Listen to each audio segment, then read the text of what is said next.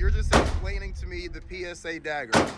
Now, I'm normally a Glock guy or a revolver guy. I don't know anything about PSA Daggers. So explain to me what this is now. So this is just a Palmetto State Armory Dagger. They can come as one complete gun, or they can come as the lower and the slide together. You get whatever you want as far as whether it's cut for a certain kind of optic, being RMR, or the doctor cut, which is your Vortex Venoms, your Burst Fast Fires and such. You can get different spots, so you can get them in front of the optic or behind the optic. You get slide cuts, you get ports, you can get different colored barrels, different colored slides. So it's basically like a Lego kit for a firearm. Yes, and the beautiful thing about PSA is that they basically used what was the Gen 3 Glock patent to come up with their own version of it, and they lowered the price by about anywhere from $150 to $250 depending on what you want to do with the gun. So like that lower, how much would that lower run you? This right here was a $69 lower and a $50 used Valkyrie. So what's the, I mean, aside from the customization option, what's the benefit of using PSA versus a silver Glock? Well, in your opinion? essentially what you're doing is you're just trying to save yourself a little bit of money.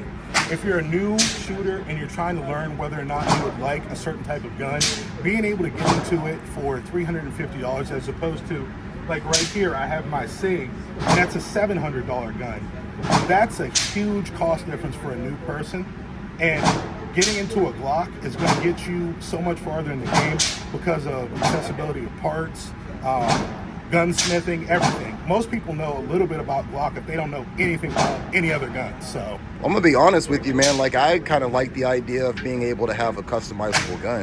yeah, and Like, you can more do it so for than- so much less. That's with crazy. something like a PSA Dagger than you can with just buying a Glock and then having to get it cut, or even buying a Glock stock, the MOS system. Those guns usually run you around $550, $575.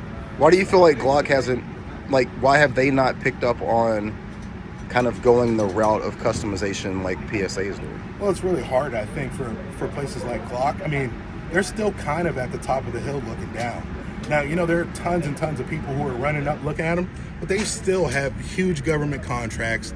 They still have tons and tons of, like, you know, their reputation is what carries them over and over again. So, you know, you're never going to lose the Glock brand name, and that's going to bring people to, regardless of whether you can customize your gun real fast or not. Sick. Okay, cool.